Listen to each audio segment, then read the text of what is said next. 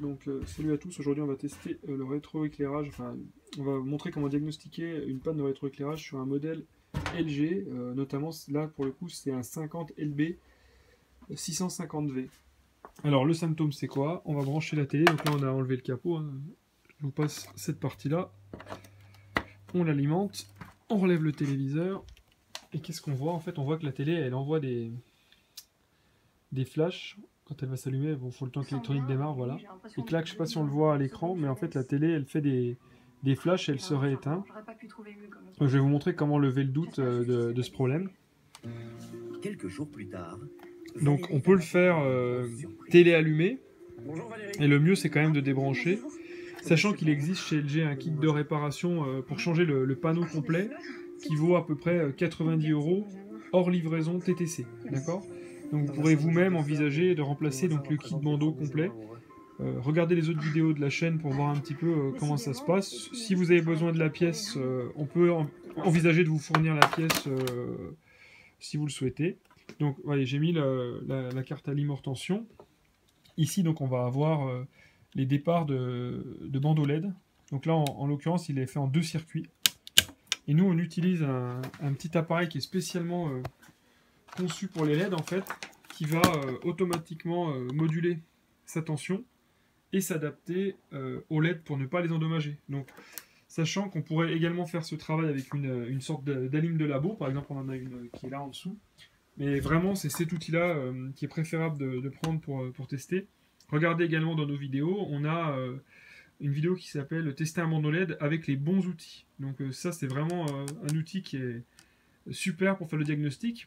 Parce que si vous n'avez pas cet appareil-là, vous êtes obligé de démonter la télévision dans son ensemble pour tester les LED, avec la vidéo qui vous explique comment tester un bandeau LED sans outils.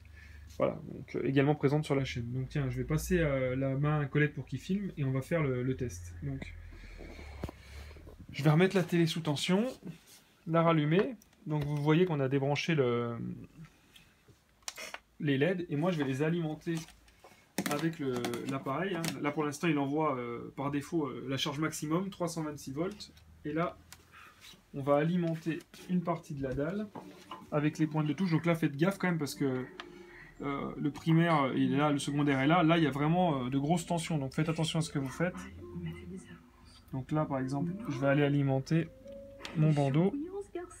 Tac, donc le moins sur le moins, le plus sur le plus, et si je dis pas de bêtises, eh ben on va pouvoir rallumer au moins une demi-partie de la dalle et avoir de la lumière. Tu regardes par-dessous. Bah non, moi j'ai jamais trompé Pierre, c'est pas aujourd'hui que je vais commencer. On a de l'image ou pas? rien du tout. Rien du tout? Non.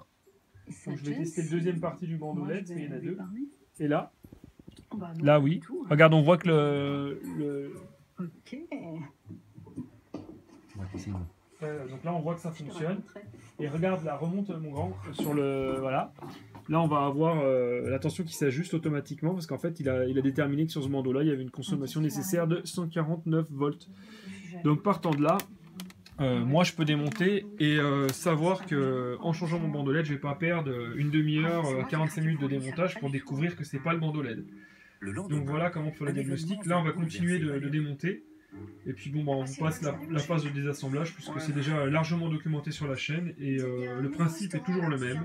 Donc n'oubliez pas que si vous voulez commander vos bandeaux LED, vous pouvez faire appel à nous.